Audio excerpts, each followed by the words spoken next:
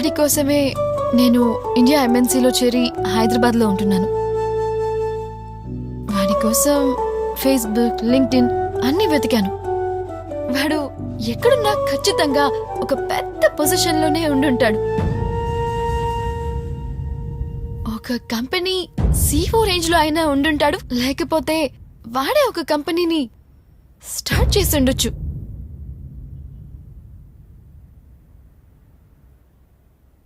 నీకు తెలుసా, నీకు నా మహాదేవ్కి చాలా పోలికలు ఉన్నాయి.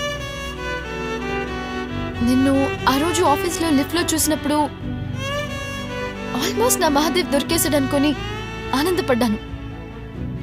ఆ తర్వాత నీ పేరు రిషి అని, నువ్వు క్యాబ్ డ్రైవర్ అని తెలిసింది. రిషి, నా మహాదేవ్ని వెతకడంలో నువ్వు హెల్ప్ చేస్తావా?